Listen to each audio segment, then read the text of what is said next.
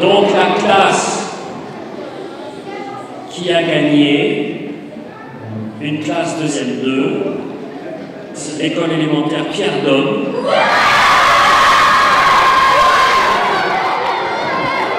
Ce concours a été lancé en 2009 par Éric Orsena en lien avec l'Académie française lorsqu'il était président du Livre sur la place.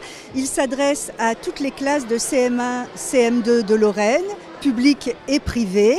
Et le but est que les élèves, en lien bien sûr avec leur instituteur, écrivent une nouvelle qui commence par la même lettre que celle sur laquelle les académiciens travaillent à Paris au sein de la commission du dictionnaire. C'est l'Académie française qui désigne la classe lauréate. Cette classe lauréate est reçue fin juin à l'Académie française sous la coupole, accueillie par les académiciens. Ce qui nous a touchés au départ, c'était de donner cette dimension de continuité du livre sur la place qui finalement se déroule pendant 3-4 jours à la rentrée littéraire. Et ce concours permet aux enfants de continuer à travailler la lecture, l'écriture. Sur une année scolaire, c'est quand même un beau projet. Ça permet de travailler les mots. Pour eux, je pense que c'est vraiment une compétition, quoi. En plus, ils sont très heureux, ça s'entend.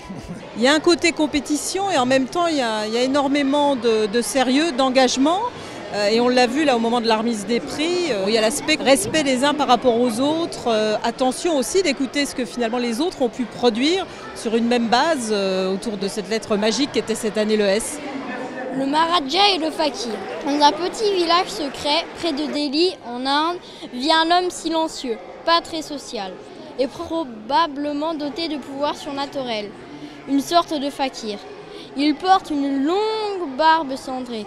Son corps est maigre et drapé dans un morceau d'étoffe grise et poussiéreuse. On a essayé de réfléchir à notre histoire, de quoi pouvait contenir cette histoire.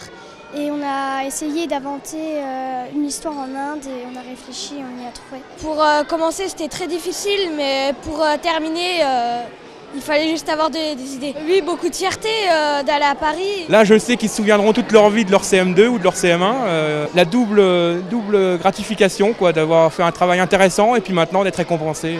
C'est vraiment une joie. Avoir écrit cette nouvelle-là, c'était un prétexte aussi pour travailler autre chose, la grammaire, l'orthographe, la conjugaison. Mais en même temps, ils voient que la littérature est vivante. Et puis, j'essaye de leur montrer qu'au fond, en écrivant, en lisant, on agrandit sa vie. Donc c'est pas simplement une matière du programme qu'on a inventée pour les embêter, c'est au fond une capacité qu'on leur donne, une possibilité qu'on leur donne d'avoir une vie plus riche, plus diverse, plus participante, plus exaltante, plus joyeuse. Puis c'est la vieille tradition de faire des championnats, vous savez, il y avait des tournois de poésie dans le temps. Pourquoi pas continuer ?